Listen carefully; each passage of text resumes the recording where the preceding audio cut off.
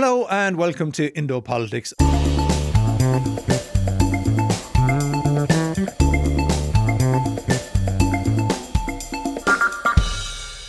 After a pretty hectic opening week of December, I'm joined by Mary Regan, political editor of the Irish Independent and Sunday Independent.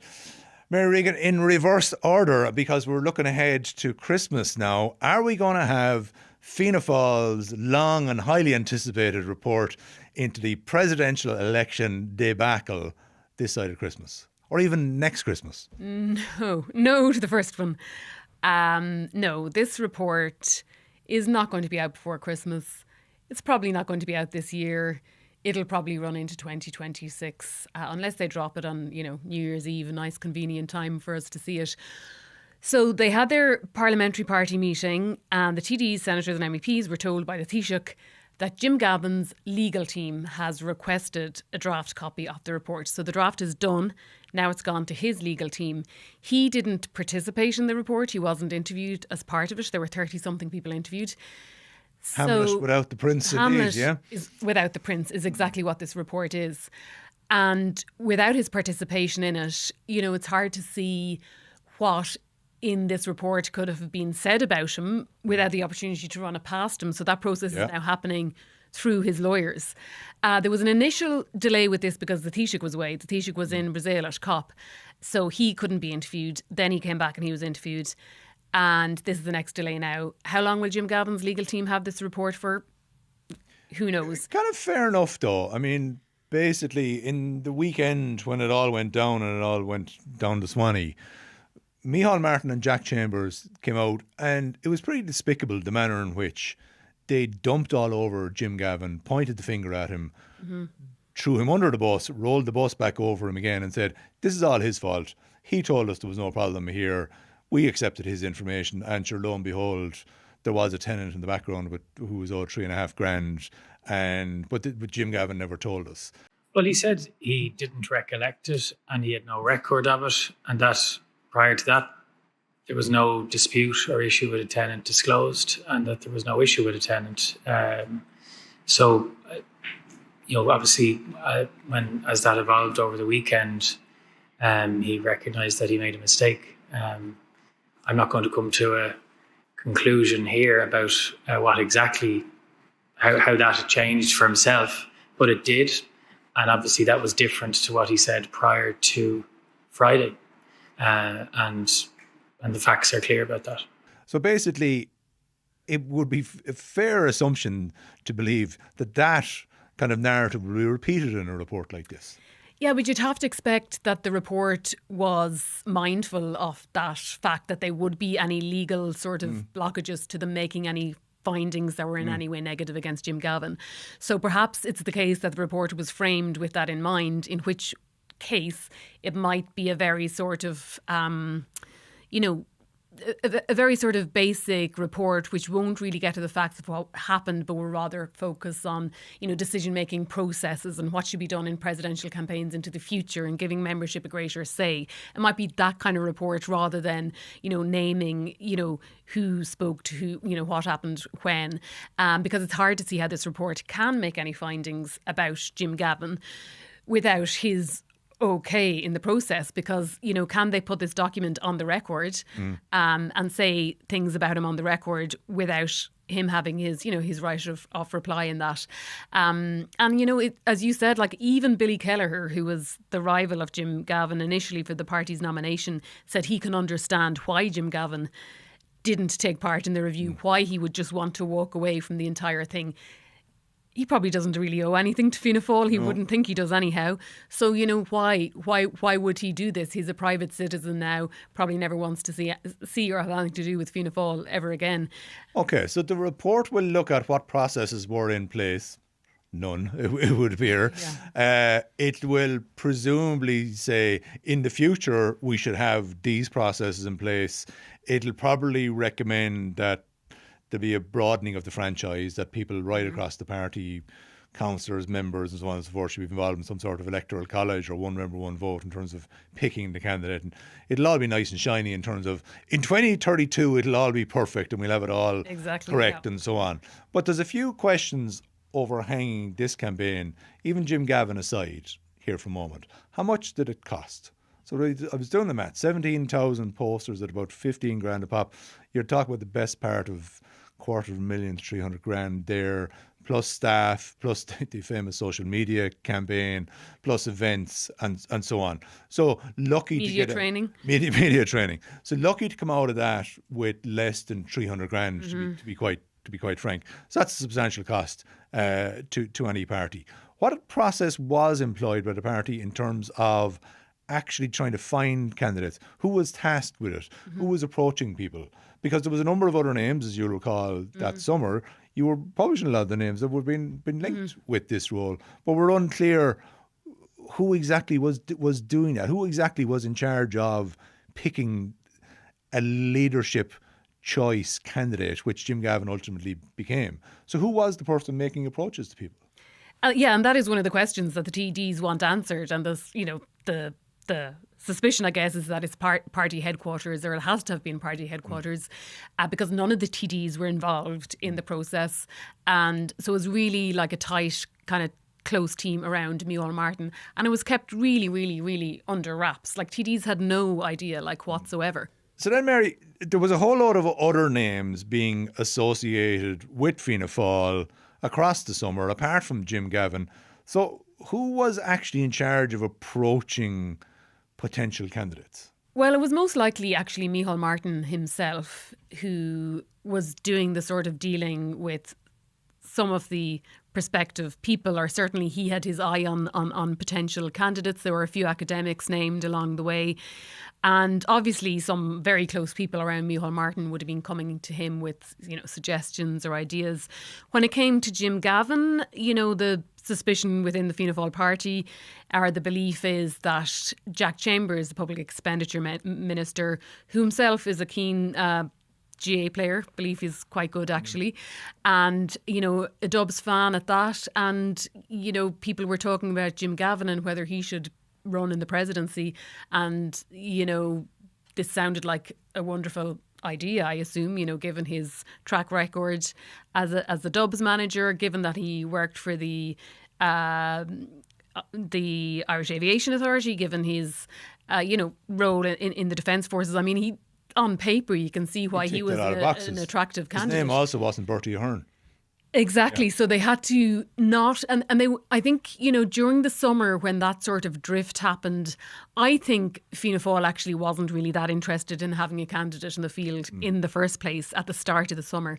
And I think particularly when Mary McGuinness was there, they might have felt that she would have beaten any Fianna Fáil potential candidate. She certainly scared off a few anyway, yeah. So they were happy then to, maybe sit this one out. Yeah. The backbenchers, the TDs, were going around the country, going to their, their county shows and the agricultural fairs and their various, whatever they go to, in their constituencies during the country, and people were asking them everywhere, by all accounts, who are you putting forward for the president? Okay. They were beginning to feel then, who are we putting forward? And people were saying maybe Micheál Martin. Then Bertie Ahern's name started gaining traction just a couple of weeks after Mary McGuinness had pulled out. So I think that changed things for Fianna Fáil. First of all, Mary McGuinness withdrawing her name. The next, change in Fianna Fáil was the Bertie Ahern name going out in circulation. A lot of TDs felt that Bertie Ahern would have been a good candidate, I think there was around 12 TDs, certainly that I spoke to in the summer, who were all for Bertie Ahern going forward as candidate. So that then would have spooked Micheál Martin and would have spooked, party headquarters, saying, well, if the TDs are talking about Bertie Ahern, then we're going to have to get someone and put someone in the field. And then, of course, Billy Kelleher put his statement out calling for clarity on it. And you'd have to wonder, and Billy Kelleher himself was wondering, if he hadn't put that statement out, would Jim Gavin have just been presented to the party as a fait accompli? Was that the plan? Seems to have been. They didn't anticipate that Billy Kelleher would put it, or anybody else would put their name forward to challenge. Yeah, they didn't see him coming. And even when he was making soundings about that there needs to be an urgent meeting of the party, and and then he wrote an opinion piece for the Sunday Independent. he was kind of hidden in plain sight. Yeah. They should have seen this coming. Yeah, and the word from Cork was Billy was interested. Yeah. And I think, from his point of view, when other MEPs' names were being mentioned and Mairead McGuinness withdrew, I think that was probably the point at which he started to think about it. And, Micheál Martin himself has said, if Billy Kelleher had come to me earlier, then I would have known he was interested.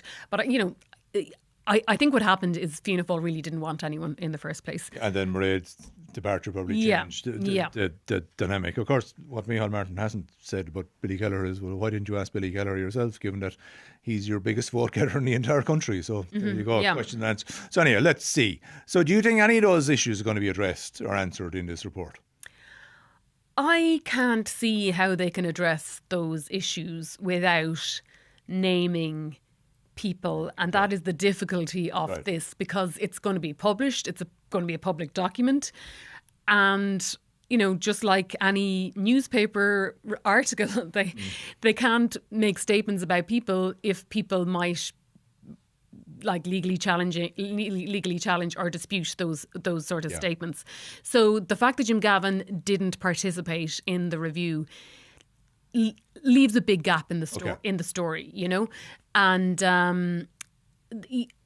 also there may not be, for want of a better term, like evidence of or a paper trail of all these selection processes. There are more likely just names being discussed or texted or chatted about and sounded out and that kind of stuff, rather than there you don't get a formal process. letter asking you, do you want to run for exactly. president? People, it's done through other means. Okay, so we'll wait and see. Do we get that this side of Christmas? Probably not.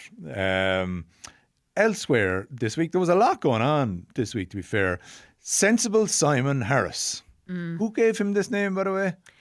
Sensible Simon. All right, okay, that's okay. Simon, Sensible Simon, I put it to you. How did you break all of these promises? Answer the question. You made pledges to people over and over again. You're Tanaiste, you want to be Taoiseach in a couple of years.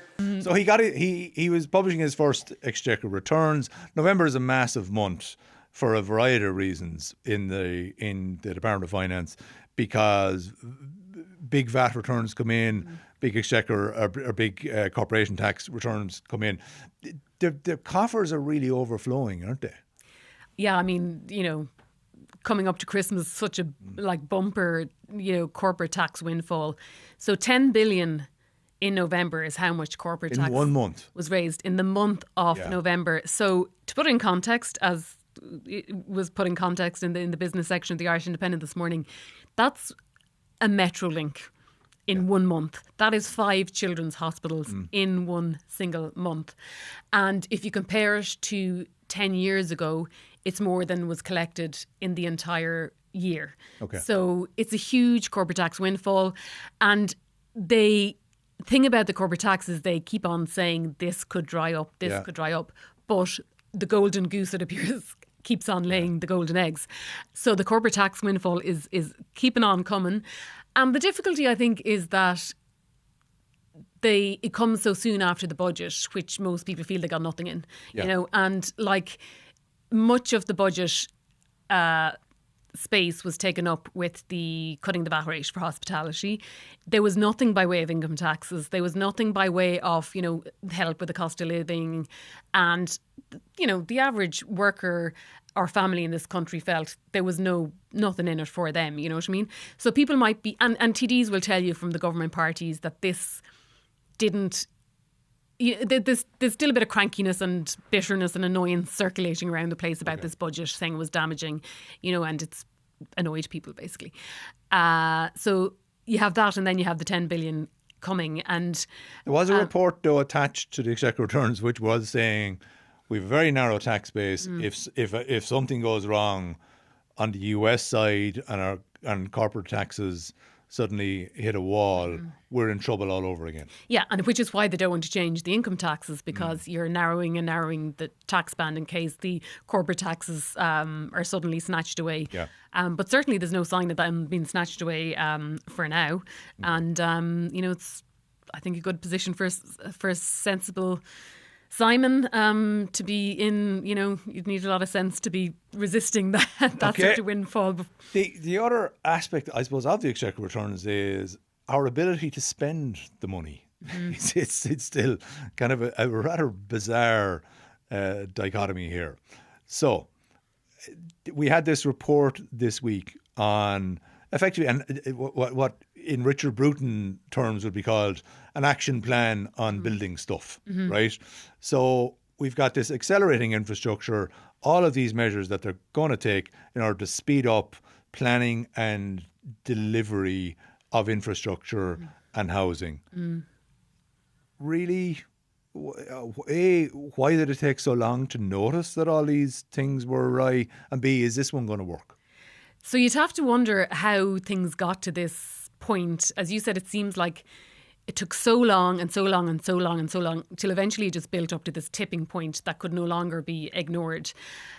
Because in that report, they pinpoint the problem, and the problem, it seems, has just been developing without anyone noticing, sneaking up on us over the years.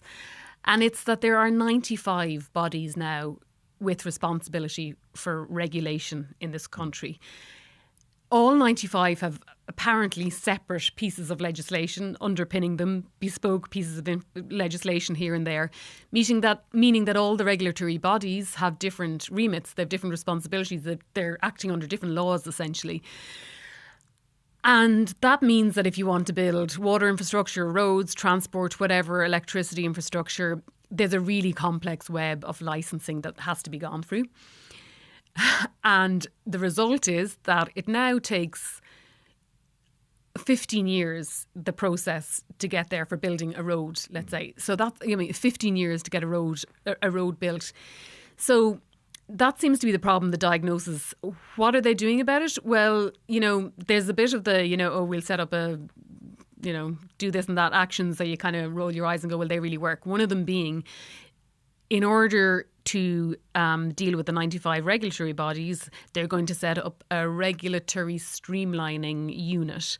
They're not abolishing any of them. They're setting up this unit. So that, to me, just looks like another layer of bureaucracy and a regulator of the regulators, essentially. There's no bonfire of the Quangos here. There is no plan here to... They talk about rationalising the legislation around it.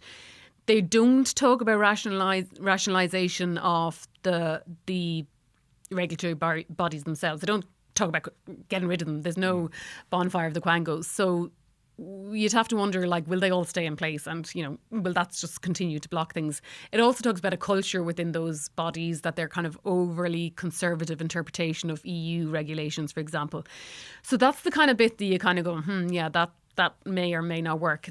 But the bits that actually look like this is the government finally taking action to achieve something that is a problem, that bit is two pieces of legislation, one of which will really seeks to limit judicial reviews and people taking judicial reviews in terms of the legal fees that they can, claim back from the state when they take judicial reviews, that they'll have to go through a sort of process, beforehand to see will they actually, are they actually worthwhile taking or not? So what the government is aiming to do there is, in Simon Harris's words, is to kind of prevent a situation where the state is signing blank cheques basically for people to stop public infrastructure.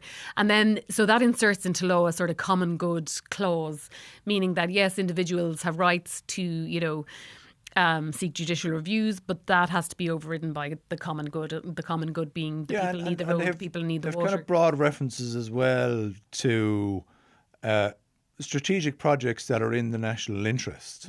Yeah. Now, everything's in the national interest. In the midst of a housing crisis, what isn't in the national interest? What road is not in the national interest? That's the very purpose of state spending in the first place. So it's just hard to see what exactly they're saying will be the subject of a fast track sort of planning process and what won't. Where will the line be drawn? Yeah. And also then, anyone in government will acknowledge this, and the Taoiseach de Tanaiste and the Minister for Public Expenditure kind of acknowledge this. They can go that far, but privately, people in government will say for absolute certain these laws will be challenged in the courts.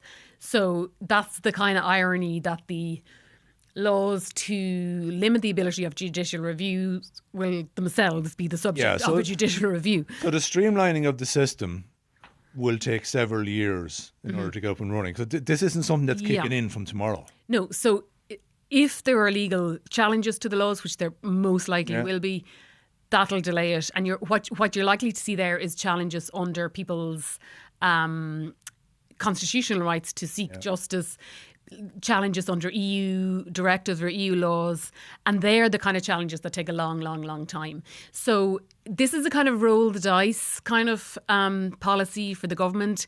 It's what they believe is needed to create the infrastructure that is needed, particularly to get housing built, right? So this needs to work for them, but it's 4 years away from the next general election. Yeah, they don't have 2 years or 3 years to be going through this streamlining process. Exactly. Yeah. So it's hard to see how this will bring about results at a point when those results are needed. Yeah, because the judgment will be we are this week 1 year on from the general election, which means there'll be a general election, at some point in the next 4 years. But presumably, let's say it's in 4 years from now. We're sitting here after a general election, December of 2029. And you're still looking at it going, are they still going to be telling us at that point that, we're still streamlining the system or we're finessing things? Which goes back then to your original question about why it took them so long to do this. Like, why did it not just in the previous coalition alone did they not do this? But now Jack Chambers did set up the sort of task force to come up with this in May. So that was kind of quickly enough after they took up office. But, they are a year in, and it seems like it was a very slow start. It's not year zero, though. I mean, we're not, we're not, there's this kind of Pol Pot attitude that we only came in a year ago, and that happened before that has nothing to do with us. I'm just not buying it that they only noticed in the last year that judicial reviews were a problem, that red tape and regulation was a problem. Yeah. And that suddenly it dawned on them. So maybe they didn't want the kind of controversy in the run-up to the last general election of sort of stopping environmental objections, basically. All right, we'll be monitoring that one because we'll be seeing how that progresses along in terms of all these actions. Finally, Volodymyr Zelensky's trip to Ireland, what was the point of it? Well, this has been in the workings for months now, and it came from the Irish side. And they wanted him to visit here. And I think then he was stopping off. He was going to Paris on Monday. So I think Ireland became a sort of convenient time to visit Ireland, straight after Paris. It proved useful from his point of view, I think, because it gave him a platform on which he could get out his kind of international message on the day that he needed to, when the meeting was taking place in Moscow between Vladimir Putin and Jared Kushner and Steve Wilcock. So the US and the Russia negotiating over in Moscow. Volodymyr Zelenskyy at the same time in Dublin meeting every TD and senator whose hand he had to shake on his way into and on his way out of the Dáil chamber. But he did use the opportunity to kind of say what his, his conditions really for any peace deal. So I think it was useful for his point of view to have the location on which to sort of preach this global message. And he also spoke, Ireland can't really do anything really at this point to help his cause, but at least he was trying to ask Ireland to use whatever soft power influence it has. He referenced St. Patrick's Day and he referenced, Ireland's membership in the EU. So, okay, Ireland is not going to have any great power, when it comes to these talks. It's arguable whether Europe can actually stand by Volodymyr Zelenskyy and the Ukrainian people or not. And Mary Regan, thank you. And thank you for joining us on the Indo Politics.